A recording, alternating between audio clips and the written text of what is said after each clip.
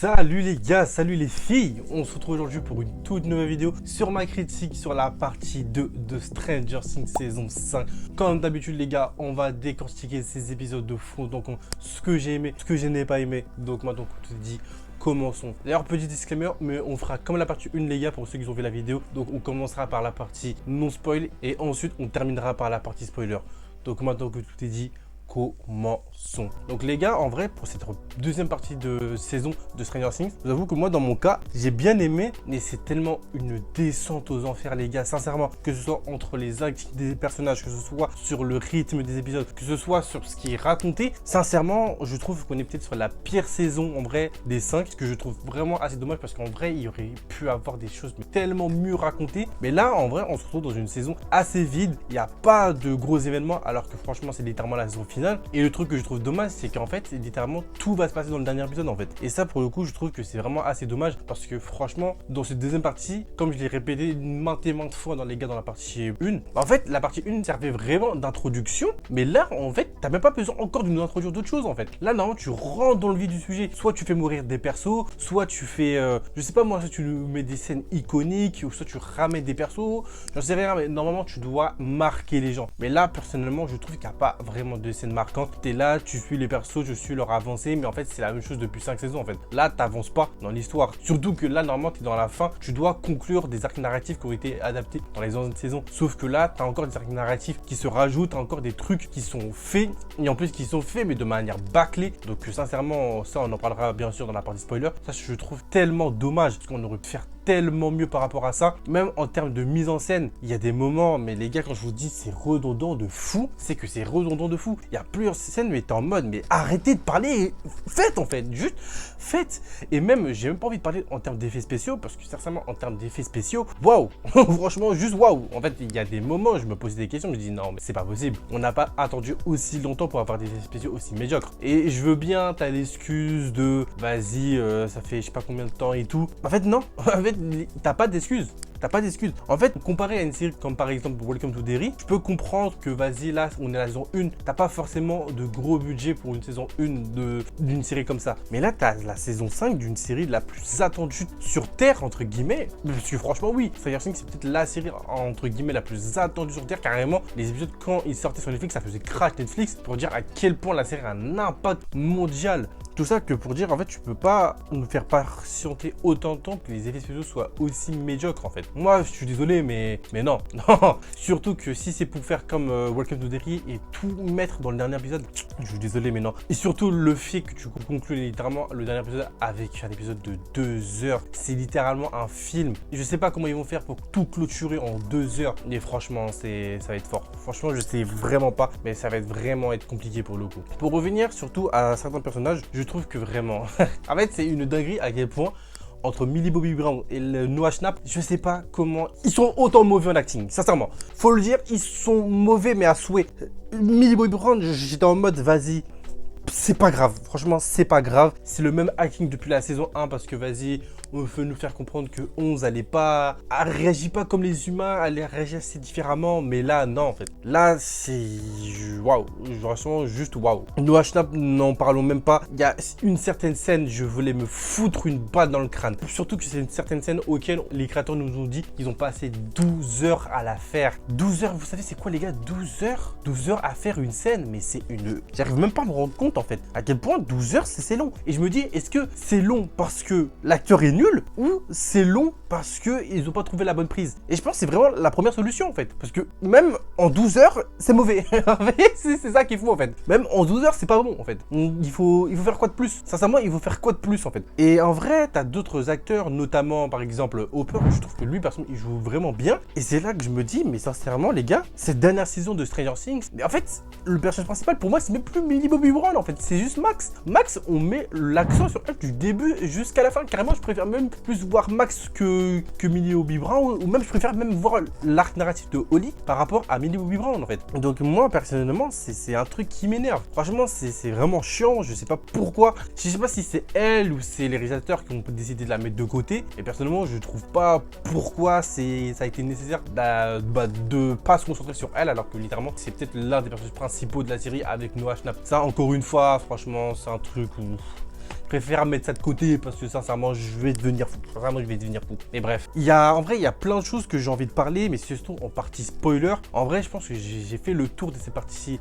non spoil. Je peux vous raconter des choses, mais est-ce que franchement, ça vous intéresse? C'est ça le truc. Parce que en vrai, si je dois donner mon avis concret sur cette saison 5, c'est qu'il y a tellement de défauts alors que sincèrement, ils avaient toutes les cartes en main pour en faire une saison littéralement iconique en fait, pour que les gens s'en rappellent. Et c'est ça que je trouve vraiment dommage parce que franchement, on aurait pu en faire des choses tellement bien, surtout que même dans la dernière saison, en fait, ils ont mis l'accent sur certaines choses que tu aurais pu réutiliser en fait. Et n'en parlons même pas des personnages qui ont été skip de cette saison 5 alors qu'ils avaient littéralement une importance capitale dans les autres saisons, comme exemple Suzy. Donc encore une fois, je comprends pas. Sincèrement, je comprends pas. Mais bref, concernant même Vecna, sincèrement, Vecna, moi il me déçoit. Hein. Je suis désolé de le dire les gars, mais Vecna me déçoit beaucoup. Moi je m'attendais vraiment à quelque chose de fou par rapport au personnage de Vecna. Mais si on doit vraiment attendre le dernier épisode pour avoir quelque chose de fou de Vecna, mais c'est pitoyable, désolé, mais c'est pitoyable. On parle quand même de l'un des plus grands méchants de la série. Peut-être moins que le Mind Flayer, parce que le Mind Flayer c'est quand même quelque chose, mais sincèrement,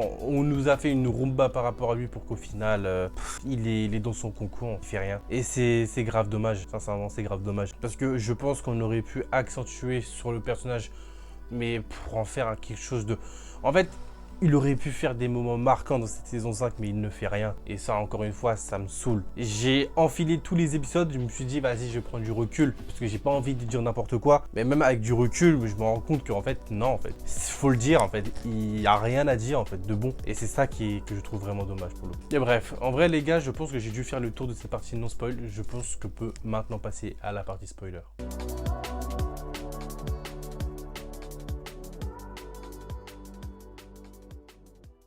Ok les gars, bon là on va bien pouvoir spoiler cette partie 2 de Stranger Things. Et sincèrement les gars, oh là là. Bon, vous voulez qu'on commence par quoi? Dites-moi. Est-ce qu'on commence par numéro 8? Est-ce qu'on commence par Dustin et Steve? Est-ce qu'on commence par Eleven?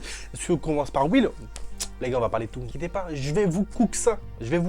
On va commencer par le personnage le plus inutile de cette série. Eleven, qu'est-ce que je raconte? 8, numéro 8, appelez-la comme vous voulez. Le personnage est inutile. Déjà, on va commencer par ça. Le personnage, en plus d'être inutile, il est inutile. On va commencer encore par ça. Le personnage, encore d'être inutile, il est inutile. En fait, je sais pas pourquoi on l'a ramené dans cette série, en fait. Son intrigue sert à rien. Le personnage sert à rien. Le personnage est inutile. Le personnage est chiant. Le personnage n'incarne rien. Le personnage sert à rien. Le personnage, j'en veux pas en fait, voilà, tout simplement. Je n'en veux pas. Je vois pas qu'est-ce que vous pouvez retenir de ce personnage en fait. La série va se terminer, on va se dire, bah, ok, il y a une personne, c'était la sœur d'Eleven, elle a servi à rien. Tout simplement. En tout cas, moi, c'est ce que j'en retiens, sincèrement. Et même, en fait, ça me fait rire, parce qu'en fait, c'est cramé en fait, c'est cramé. Soit elle est du côté de Vecna, soit je sais pas, ou soit elle est juste conne. Franchement, les trois choix dans tous les cas, c'est une dinguerie. Parce que en fait, son plan de je veux me suicider avec Eleven pour pas permettre à d'autres enfants de subir ce qu'on a subi, c'est ok, c'est honorable, pourquoi pas, mais ça peut le fake. Et c'est pour ça qu'on peut que être du côté de Hopper. Et en fait, ça, encore une fois, c'est une trame scénaristique qui est grave connue. Où en fait, on va te mettre le doute sur un personnage parce que tu te dis, vas-y, elle peut servir d'allié. Et en fait, au final, on va te faire comprendre c'est pas du tout une alliée, qu'elle était depuis le début sous les ordres de Vecna ou je sais pas, ou en fait, elle était pour l'armée, ou en fait, elle se rend... En fait, je sais pas, je peux pas vous dire en fait. Mais dans ce genre de choix scénaristique, tu peux que être du côté de Hopper et tu vas te rendre compte que Hopper aura raison. Et dans moment-là, tu sais que si on t'introduit des trucs comme ça, c'est pour que Hopper va mourir pour se sacrifier pour Eleven. Parce que Eleven ne va jamais se sacrifier pour fermer l'Upside Down. Je suis sûr à 100%. Et peut-être que je me trompe. Hein. Franchement, peut-être que je me trompe. Et franchement, j'espère même que je me trompe. Parce qu'elle mérite littéralement d'avoir sa fin heureuse avec Mike. Mais bref, tout ça pour dire que je sais pas, je sais pas quoi en penser de ce personnage. Ce personnage m'insupporte, ce personnage ne sert à rien. On aurait dû faire autre chose, mais pas ce personnage. Mais bref. Tout ça pour dire que si en vrai les gars, on devrait mettre une pièce sur un personnage qui va mourir dans cette fin de saison, je mettrais encore une fois ma pièce sur Hopper. Mais en fait, le truc qui me fume, c'est que si on tue Hopper, encore une fois, en fait, je sais pas quoi en penser en fait. Je vais juste m'énerver. Parce que en fait, si vous le tuez maintenant, bah ça sert à rien. Franchement, fallait le tuer dans les autres saisons, la saison 3 ou 4. Donc son sacrifice va être, je sais pas si on pourrait dire mémorable, parce que une mort n'est jamais mémorable dans les derniers épisodes d'une série, mais on se souviendra de ce personnage. Et moi, le seul personnage, de toute façon, c'est ça pour tout le monde, que je ne veux pas voir mourir, c'est Steve. Si Steve meurt, d'un côté, je serai heureux parce que enfin, on aura une mort mémorable mémorable dans Stranger Things. Et d'un côté, ça sera chiant parce que c'est un personnage que je kiffe et que j'adore. Et c'est pour ça que son embrouille avec Dustin, il a totalement raison. Oui, il faut le dire, en fait, le personnage de... Putain, j'ai oublié son nom, excusez-moi. Oui, il voulait jouer au héros, en fait. Il voulait jouer au héros et en fait, Dustin, il veut pas comprendre qu'en fait, littéralement, ce que Steve lui dit, en fait, c'est juste la vérité. Il lui a juste dit la vérité. Donc, en fait, il avait même pas à excuser Steve, en fait. Il avait juste pas que s'excuser parce que, oui, effectivement, le personnage de... J'arrive vraiment plus à m'en souvenir de son prénom, excusez-moi. Mais effectivement, il a joué héros, il aurait pu s'échapper. Et c'est ça qui a causé sa perte, en fait. Et encore une fois, il n'y a pas de héros dans ce moment-là. En fait, tu dois tout faire pour survivre. Et c'est pour ça que, d'un côté, Dustin, je peux comprendre son énervement, mais son... Comment je pourrais dire ça? Sa crise d'ado envers Steve, elle m'insupporte. Sincèrement, elle m'insupporte. Mais ça ne change pas auquel...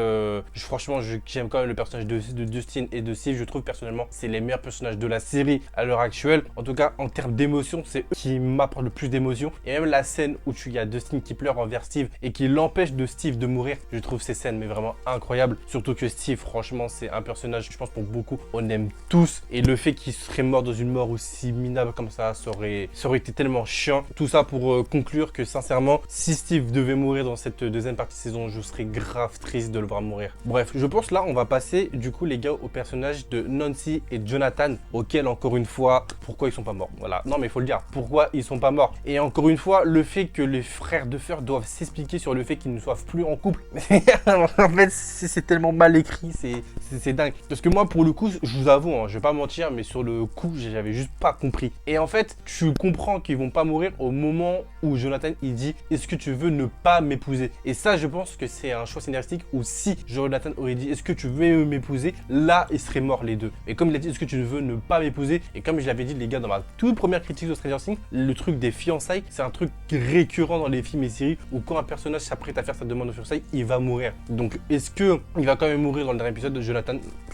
Franchement, ce serait possible. Et personnellement, ça m'impacterait pas. Mais le fait que Nancy et Jonathan ne meurent pas, je vous avoue que pour le coup là, encore une fois, en fait, j'ai envie de dire que c'est dommage, mais comme je le répète, en fait, ça sert à rien de faire mourir un personnage dans les dernières instances d'une série. Donc le fait qu'il soit pas mort, franchement, en vrai, on s'en fout. Franchement, il reste un épisode, c'est pas grave, laissez-les vivre. Et c'est là que je me rends compte que c'est l'intrigue avec les deux la moins impertinente en fait qu'on ait à suivre dans cette partie 2. Et c'est là que je me rends compte que même la partie avec Holly, sincèrement, elle est tellement meilleure, les gars. Franchement, Holly, quel personnage! Personnellement, les gars, moi, un de mes personnages coup de cœur, les gars, de cette partie 2, même de cette saison 5 en vrai. Et c'est là que je me rends compte qu'en vrai, Holly et Max, les gars, ont porté à eux seuls, vraiment, franchement, je le dis, à eux seuls le poids de cette saison 5. Et c'est là que je l'ai répété du coup dans la partie non spoil, mais pourquoi ils étaient en train de parler? En fait, je sais pas. Ok, Holly, elle avait peur d'être toute seule, mais en fait, il y a littéralement un putain de démon avec des dents calculs qui peut vous attraper dans son monde en plus. Et vous êtes là, vous tapez la causette en mode non, mais j'ai peur, j'ai pas envie. Mais putain, mais cours! Juste cours, frère! Ouais, je devenais fou! Ça prend le temps de parler alors que c'est la mort autour. Vraiment, c'est la mort. Tout est rouge. Pourquoi parler, frère? Bref, je me calme. On respire. Ouais, bon, vous m'avez compris, je suis très remonté envers cette scène, surtout que la musique, je sais plus le nom. Mais en fait, j'en ai vu des musiques être autant utilisées, les gars, dans une saison, mais franchement, ça, c'est une folie. Enlevez cette musique, voilà, je l'ai dit tout de suite, enlevez cette musique, j'en peux plus de l'entendre, je n'en ai marre. En fait, elle aurait dû être utilisée une fois dans la saison où Vecna prenait le contrôle de Max, et puis c'est tout en fait. Et ok, c'est peut-être la musique qui va servir à réveiller Max et à permettre à Max de revenir dans le monde. Elle est tout le temps utilisée en plus dans des moments qui marchent même pas, ça rend même pas la scène iconique. Franchement, c'est tellement dommage. Mais bref, en tout cas, j'avais envie aussi, les gars, de parler de... Comment il s'appelle déjà? J'allais dire de Mike, mais non. Bref, Caleb, le Renoir. Putain, mais comment je me souviens plus de son place? Bref, sa relation du coup qu'il a avec Max, que je trouve vraiment incroyable pour le coup. Et le fait qu'il la retrouve et qu'il soit en pleurs avec Max, qu'il la tient dans ses bras, je trouve la scène vraiment bien. Et en vrai, les gars, dans cette partie de saison, il y a des personnages que je trouve qu'ils ont vraiment été mis de côté, notamment du personnage de Robin, depuis qu'elle a aidé le personnage de Will à faire son coming out. Et sincèrement, les gars, faut en parler de cette scène que je trouve mais mal fait, encore une fois. En fait, la scène aurait pu vraiment être bien, mais tu te rends compte que même, en fait, ses amis à Will, ils s'en battent les couilles, en fait. Sincèrement, ils s'en battent les couilles. Il a dit, ok, je suis gay, j'aime pas les filles. Ok, c'est bien pour lui, mais la réaction de ses amis, mais ils en ont rien à foutre, en fait. Même pas un mode, waouh, incroyable, oh, je savais pas. Ils sont en mode, ok, franchement, d'accord, ok, d'accord. Donc, encore une fois, je comprends pas. Surtout que la scène du monologue de Will aurait pu être bien, mais je trouve qu'elle arrive déjà dans un mauvais moment. Et je trouve qu'elle apporte rien, en fait. Je trouve la scène vide, en fait, c'est ça le problème. Alors que sincèrement, ça aurait dû peut-être être l'une des plus grosses scènes, les gars, des saisons de Stranger Things. Et je trouve que vraiment, encore une fois, la scène, je sais pas si c'est le fait que Noah Schnapp joue mal ou juste la scène est vide de sens. Mais je trouve qu'en fait, déjà, le fait comment il l'annonce, en fait, ça n'est qu'une tête, en fait. C'est, il parle d'un truc et d'un coup, il lui dit, bah, je suis gay.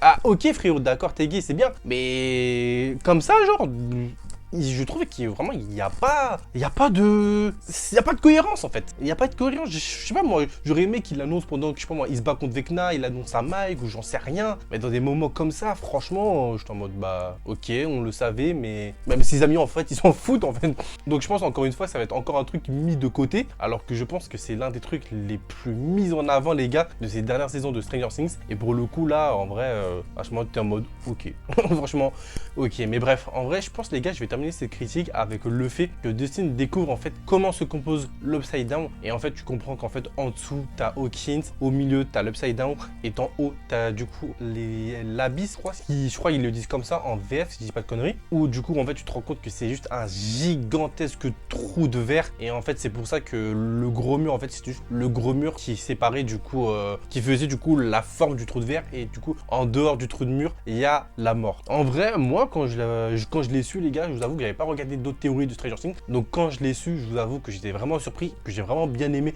comment ça a été amené. Après, est-ce que ça va avoir un vrai impact dans le dernier épisode? En vrai, je sais pas. Je pense que oui. Surtout qu'ils vont devoir utiliser le plan qu'ils ont échafaudé pour aller sauver Holly dans l'abysse. Donc en vrai, je pense que ça peut être vraiment du coup intéressant de découvrir ça les gars le 1er janvier du coup pour la fin de Stranger Things. Et on aura sûrement le combat, je suppose, entre le groupe de Eleven et le groupe de Vecna et peut-être l'apparition du Mindflayer. Donc les gars, les filles, n'oubliez pas de commenter et liker et partager et on se dit à la prochaine pour une prochaine vidéo. Salut tout le monde.